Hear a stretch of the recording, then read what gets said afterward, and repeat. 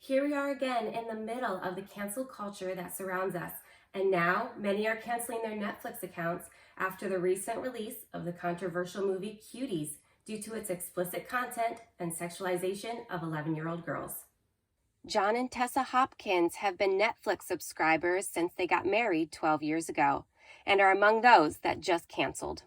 I can't give money to a company that thinks that's okay. It's almost a principle of the matter. Cuties is a film about an 11-year-old girl brought up in a strict religious home who joins a hip-hop dance troupe. While Netflix is defending Cuties, saying it sparks an important conversation about femininity and what children are seeing on social media today, others are expressing their outrage by canceling their subscriptions. It's not just a show, it's not just a video, it's incremental pushes. If I can get this accepted, and then I can push the next thing, and the next thing, and towards the end it'll be almost too late where it's like, well, now it's ingrained in our culture. I think we need to stand up now and say, no, this isn't okay. But what exactly is canceled culture, and how did we get to this point?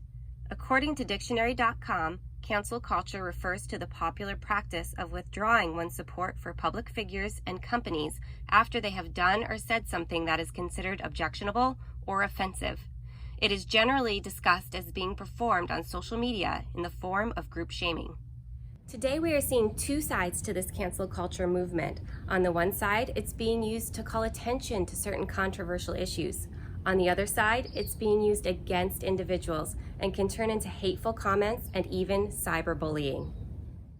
People get very bold when they're, on social media, on their phone, behind a computer screen, and it's scary because in person people are much more, the humanness comes out when you're in person, and for some reason people feel empowered to be mean when they're on social media, and it's unfortunate. It's hard. So where does that leave us?